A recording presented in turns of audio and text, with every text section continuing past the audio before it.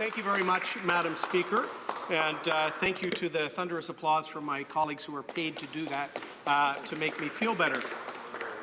It's a real pleasure for me to rise and speak on an important bill and on issues related to public safety and security in general.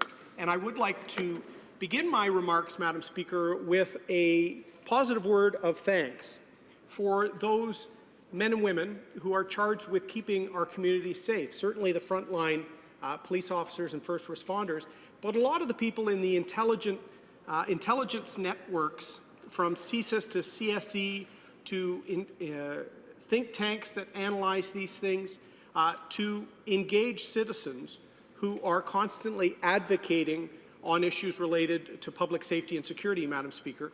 These are probably some of the most important debates we have in this chamber, because we are charged with making sure we have a safe community and to find the right balance between the remarkable freedoms we enjoy in a democracy like ours, but also the responsibility to ensure that there's safety for Canadians. So thanking those who are charged with doing that, both in uniform and behind the scenes, and sometimes under the cloak of secrecy, I want to say that all Canadians respect that work, Madam Speaker. In my remarks, I'm going to talk about Bill C-59 from a few vantage points, some of the things that I thought were positive, but I'm also going to express three areas of very serious concern I have with this legislation. In many ways, Bill C-59 is a huge step back, taking away tools that were responsibly provided to law enforcement agencies to be used in accordance with court supervision, Madam Speaker. And I think a lot of the rhetoric we often hear on this has forgotten that part, Madam Speaker. I'm going to review some of it from my legal analysis of it, Madam Speaker. But I do want to start off by reminding this House, particularly because my friend from Winnipeg, the Liberal Deputy House Leader, is here. Here we are debating yet another omnibus bill from the Liberal Party, Madam Speaker. You know, something that was an anathema to my friend when he was in opposition. Omnibus bills of this nature that cobbled together a range of things were an assault on democracy in his terms then. But here we are in late night sittings with time already allocated, debating yet another Liberal omnibus bill. The irony in all of this, Madam Speaker, is certainly not lost on me or many of the Canadians who used to see how the Liberals would howl with outrage whenever this happened. But Bill C-59 came out of some positive intentions, and I want to say my friend, the member from Victoria, the NDP's lead on the Parliamentary Security Oversight Committee of Parliamentarians, is here. I want to thank him for the work that we did together, recommending some changes to the minister ahead of what became Bill C-59. That member, the NDP member, and myself at the time, I was the public safety critic for the Conservative Party, sent two letters to the minister providing some general advice and an indication of our willingness to work with the government on establishing the Committee of Parliamentarians for Security and Intelligence Oversight. And I know my friend from Victoria ably serves on that now. And as a lawyer that has previously practiced in the area of national security and finding the right balance that I outlined, the need to find that balance between liberty and security, he's a perfect member for that committee, as are my friends from the caucus serving alongside the Liberal members. That's a very important work done by that committee, and I wish them well in their work. And we indicated at the time, pre-Bill C-59, that we would be supportive of that effort. We also, in those letters, indicated the need for a super CERC type agency to help oversee some of the supervision of agencies like CSIS, like CSE. And so we were actually advocating for an approach like that, alongside a number of academics, Professor Forsese and others. So we were happy to see an approach brought in that area as well. So I do think it's important to show that on certain issues of national safety and security, where we can drive consensus, where we can say, government, we will work with you because some of these issues should be beyond partisanship. I want to thank my NDP colleague for working alongside me on that. It took us some time to get the minister to even respond. So despite the sunny ways rhetoric, often we felt that some of our suggestions were falling on deaf ears. But I'm going to commit the rest of my speech tonight, Madam Speaker, on the three areas that I believe are risks for Canadians to consider with Bill C-59, and I'm going to use some real-world examples in the exploration of this, because we are not talking in abstract terms, Madam Speaker. There are real cases and real impacts on families that we should consider in our debate. So the first area I want to raise in reference to the fact that when Bill C-59 was introduced, it was one day, Madam Speaker, after a Canadian was convicted in a Quebec court involving traveling abroad from Canada to join and work with a terrorist organization. Mr. Ismail Habib was sentenced the day before the government tabled this omnibus security legislation, and I think there's a certain irony in that. In his judgment, Justice DeLille said this, quote, "Did Ismail Habib intend to participate in or knowingly contribute to a terrorist activity? The entirety of the evidence demonstrates the answer is yes." So, end quote, Madam Speaker. There is such an irony in the fact that the day before this debate, there was a conviction for somebody who was leaving Canada to train and participate with a terrorist organization. Only a short time before Mr. Habib left Canada to do this, Madam Speaker, the previous government criminalized that activity. Why? Because really, there was no need to have on the criminal code a charge for leaving Canada to train or participate in a terrorist organization. This was a reaction to a troubling and growing trend involving radicalized people and the ability for people to go and engage in conflicts far from home, Madam Speaker. Mr. Habib's case was the first of its kind, and a charge he was convicted in by a Quebec court for an offence that just a few years before did not exist. This is why parliaments must be seized with real and tangible threats to public safety and security. And that's what a lot of the elements that unfortunately Bill C-59 is going to make it harder for law enforcement to do that, to catch the next Mr. Habib before he leaves, while he's gone, or before he returns and brings that risk back home. So the first area I've got serious concerns in this bill relates to preventative arrest, Madam Speaker. This was a controversial but necessary part of Bill C-51 from the last Parliament, and essentially it moved a legal threshold from making it necessary to prevent a criminal activity or a terrorist act instead of likely to prevent, Madam Speaker. By changing the threshold to necessary, as we see in this bill, this government is going to make it much harder for law enforcement agencies to move on suspects that they know present a risk, yet they don't feel that they have enough proof to show that it's necessary to prevent an attack.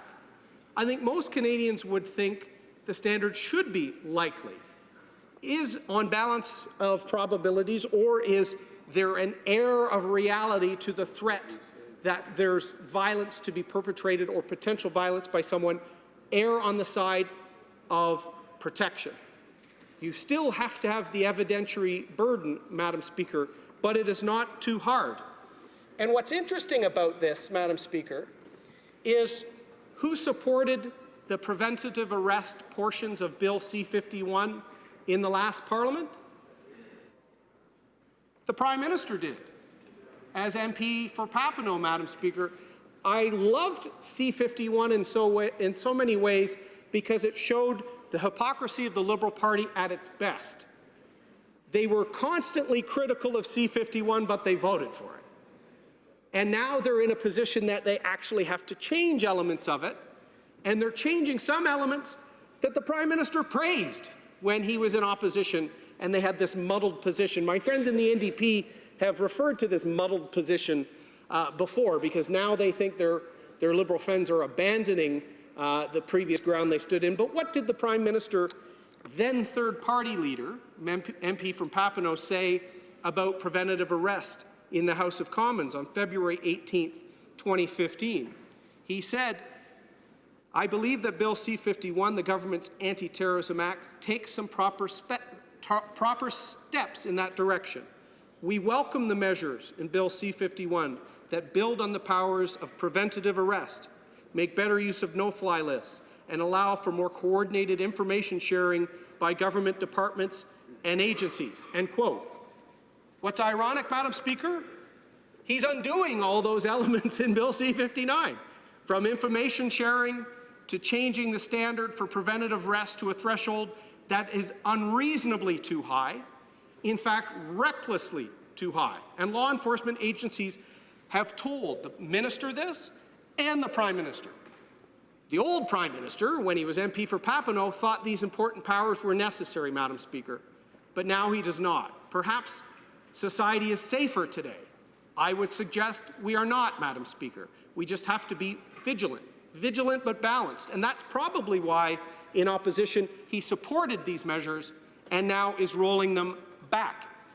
Nothing illustrates the case and the need for this more, Madam Speaker, than the case of Patrice Vincent. He was a Canadian Armed Forces soldier killed because of the uniform he wore. He was killed by a radicalized young man named Martin Couture-Rouleau. And, Madam Speaker, that radicalized young man was known to law enforcement before he took the life of one of our service members. But they were not sure whether they could move in a preventative arrest public safety manner, Madam Speaker. And the stark and moving testimony from his sister, Louise Vincent, at committee and talks about Bill C-51 should be reflected upon by the members of the Liberal Party listening to this debate, because many of them were not here in the last Parliament. Madam Speaker, these are real families impacted by public safety and security. Louise Vincent said this, quote, "According to Bill C-51, focus should be shifted from will commit to could commit." And I think that's very important. That's why the RCMP could not obtain a warrant from the Attorney General, despite all the information it had gathered and all the testimony from Martin Couture-Rouleau's family. The RCMP did its job and built a case, but unfortunately the burden of proof was not met. That's unacceptable. End quote. It is unacceptable, Madam Speaker. What is unacceptable, they're raising the bar back even higher with respect to preventative arrest. It's like this government does not trust our law enforcement agencies. This cannot be preventative arrest on a whim, Madam Speaker. There has to be an evidentiary basis for the very significant use of this tool. But that evidentiary basis should not be so high that they don't use the tool, because we've seen what can happen, Madam Speaker. And this isn't an isolated case. I can recite other names. Aaron Driver, Madam Speaker.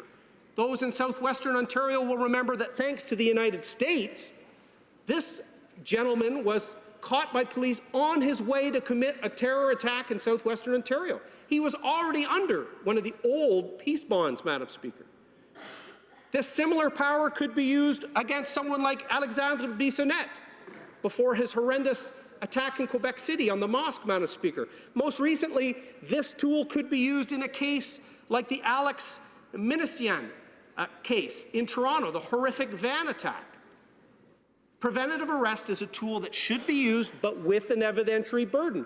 But if the burden is too high, necessary to prevent an attack, Madam Speaker, that's reckless, and it shows the Prime Minister should review his notes from his time in opposition when he supported these powers, Madam Speaker.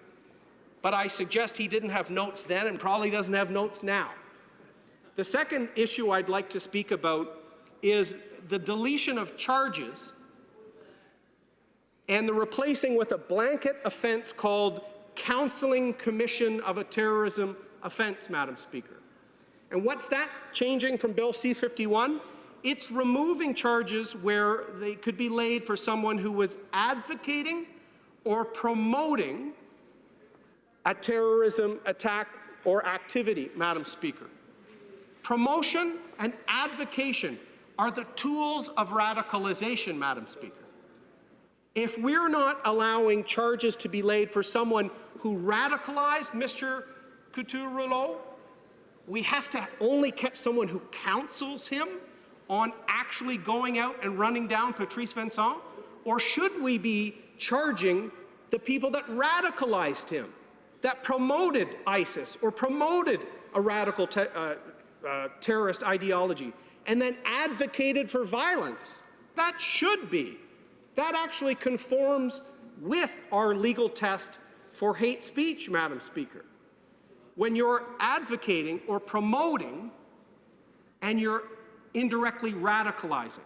So the government talks about its counter-radicalization strategy. There is no strategy. They've tried to claim the Montreal Centre that was set up independently of them as their own.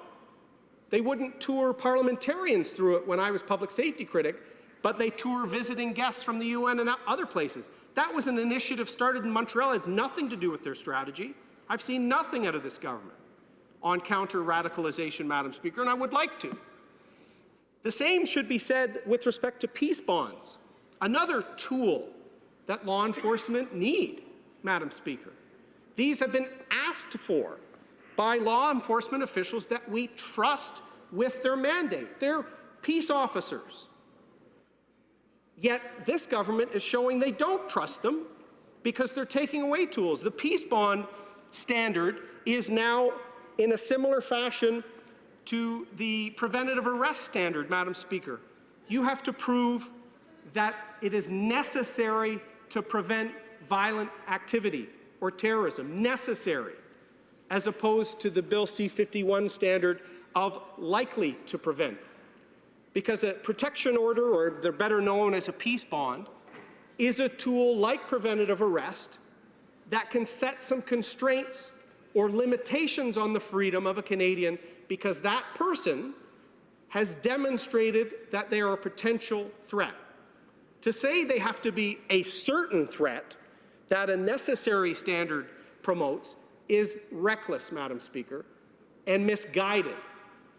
I wish the MP for Papineau would remember what the MP from Papineau said a few years ago about the reduction of the high burden on law enforcement in preventative arrest situations, Madam Speaker, because sadly, there are going to be more errand drivers out there.